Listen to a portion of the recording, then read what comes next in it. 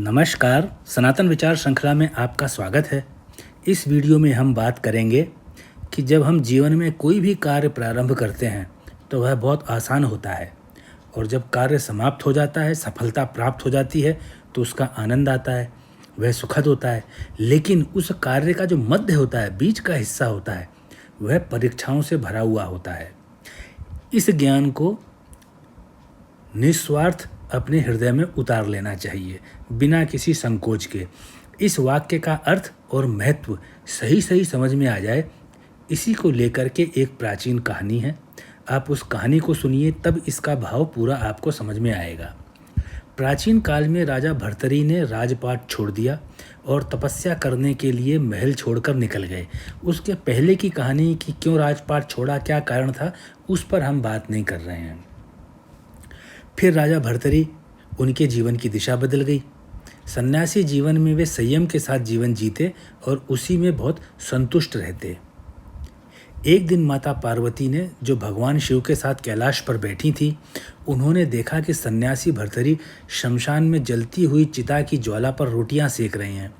माता पार्वती ने भगवान शिव से कहा, आपके भक्त इतना कष्ट का जीवन जीते हैं, आप तो संपूर्ण ब्रह्मांड के स्वामी हैं, इनका कुछ भला क्यों नहीं करते? देखिए तो वे भक्त भर्तरी कैसे अपना पेट भरने के लिए शमशान में जलती चिता पर रोटियां सेक रही हैं। ये आपके बहुत महान भक्त हैं, आपको इनका उद्धार करना चाहिए, इनको आपसे बहुत सी आशाएं होंगी। माता पार्वती की बात सुनकर भगवान शिव मंद मंद मुस्कुराने लगे और बोले, देवी, क्या आपको लगता है कि यह भक्त मुझसे कुछ पाने के लिए मेरी भक्ति करता है? आपको मालूम नहीं है, यदि मैं इसको संपूर्ण ब्रह्मांड का राजा भी बना दूं, तो इसको वो वैभव भी नहीं चाहिए। इसे केवल मेरी भक्ति ही करनी है, इसको उसी में आनंद आता है। यह भक्त उसी आनंद में आनंदित होता है और उसी आनंद को बनाए रखना चाहता है। इस भक्त को मिलने वाले आनंद के अलावा मुझसे इसे कोई आशा नहीं है। भगवान शिव की बात सुनकर माता पार्वती को संतुष्टि नहीं हुई, तो वे भगवान शिव से बोली, आप इस भक्त को कुछ देते नहीं, लेकिन ये मेरे पति का महान भक्त है, इसलिए मैं इसके जीवन से सभी कष्ट मिटाना चाहती हूँ। क्या आप मुझे ऐसा करने की आज्ञा देंगे? माता पार्वती की बात सुनकर भगवान शिव ने जान लिया कि देवी की जिज्ञासा ऐसे शांत नहीं होगी। उन्होंने अनुमति दे दी और फिर जाकर के शांत होकर के समाधि में बैठ गए। भगवान शिव की अनुमति पाकर के माता पार्वती एक गरीब बुढ़िया का भेष बनाकर सन्यासी भर्तरी के पास पहुंच गईं और बोली, आपने कितनी रोटियां सेकी हैं? भर्तरी ने कहा, मैंने कुल 4 रोटियां सेकी हैं।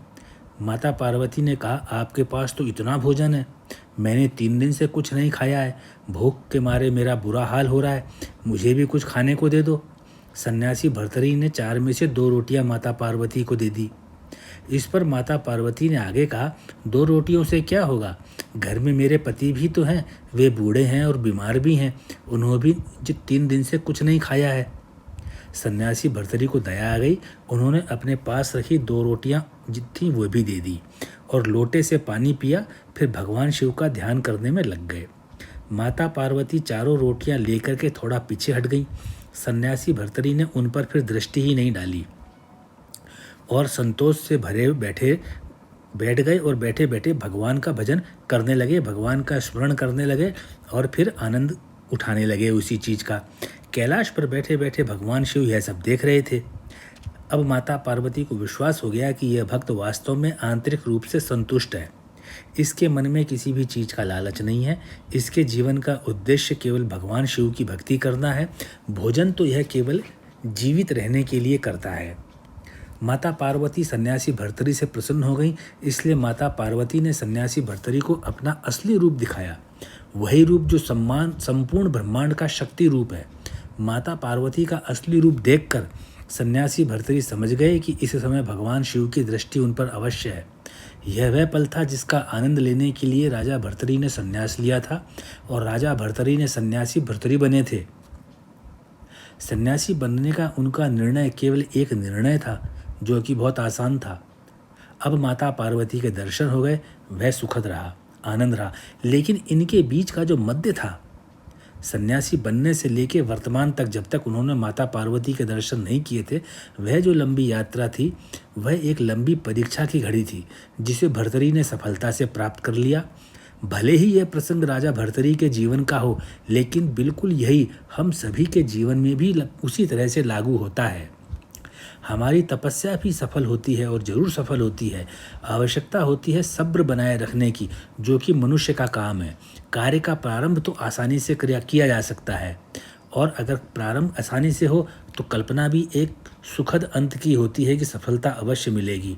लेकिन जो मध्य में जो परीक्षाएं होती हैं, हर पल की, हर दिन की, कुछ वर्षों की, उन परीक्षाओं के लिए अपने मस्तिष्क को तैयार रखना चाहिए। जब तक उन परीक्षाओं के लिए मस्तिष्क तैयार नहीं है तो कार्य को प्रारंभ करना कोई भी बुद्धिमानी का परिणाम देगा नहीं। जो मनुष्य इस परीक्षा को सफलता से पार कर लेता है वही सुख भोगता है, और वह सुख भोगता ही है। तो यह जो विचार आपके सामने इस छोटी सी प्राचीन कथा के उदाहरण लेते हुए प्रस्तुत किया गया, इस विश्वास के साथ किया गया कि नई पीढ़ी और परिवारों के अंदर जो बच्चे युवा हो रहे हैं या जो लोग नौकरियां कर रहे हैं, नई पीढ़ी है, वे इस चीज़ को जानें कि पूरे जीवन में एक लंबा समय परीक्षा का आता है। उस परीक्षा को अगर सफलता से पार कर लिया जाए तो उसके बाद में सफलता और आनंद निश्चित है। इस प्रकार से यह वीडियो यहीं पर समाप्त होता है।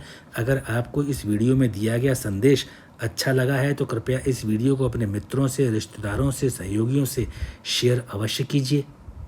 और आपने जो वर्तमान में इस वीडियो को देखने और सुनने में अपने बहुमूल्य समय का अंश दिया, उसके लिए मैं आपका आभार प्रकट करता हूँ और आपको बहुत बहुत धन्यवाद देता हूँ।